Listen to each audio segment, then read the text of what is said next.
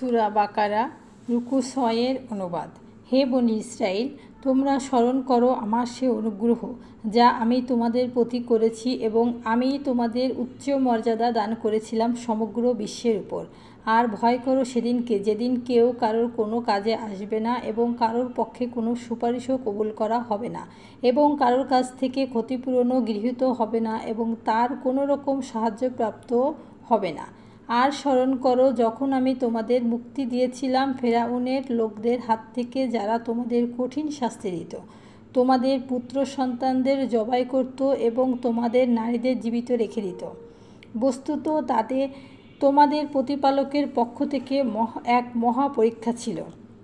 আর স্মরণ করো যখন তোমাদের জন্য সাগরকে দ্বিখণ্ডিত করেছিলাম এবং তোমাদের উদ্ধার করেছিলাম ও ফিরআউনের লোকদের ডুবিয়ে দিয়েছিলাম, আর তোমরা তা প্রত্যাখ্যান করেছিলে।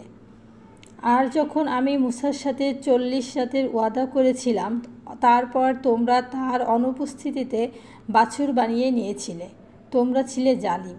এরপরও আমি তোমাদের ক্ষমা করেছি যাতে তোমরা কৃতজ্ঞতা জ্ঞাপন করো। আর স্মরণ করো যখন আমি মূসাকে কিতাব ও ফুরকান দান করেছিলাম যাতে তোমরা সৎ পথে পরিচালিত হও।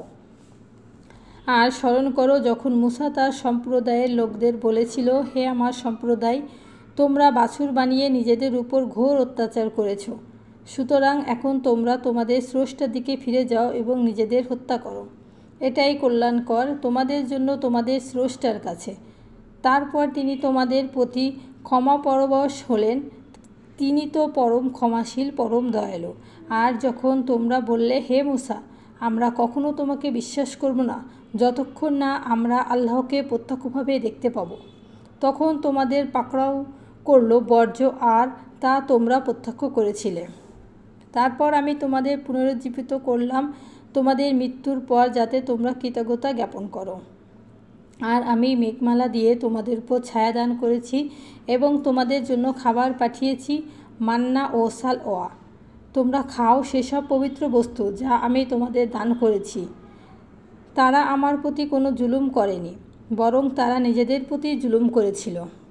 স্মরণ করো যখন আমি বললাম, তোমরা প্রবেশ করো এ নগরীতে এবং এখানে যা যেভাবে খুশি আহার করে স্বচ্ছন্দে বিচরণ করো এবং দরজার ভিতর দিয়ে নতশিরে প্রবেশ করো এবং বলো, আমাদের ক্ষমা করে দাও, তাহলে আমি তোমাদের অপরাধ ক্ষমা করে দেব আর সৎ কর্মপরায়ণ লোকদের অতিরিক্ত দান করব।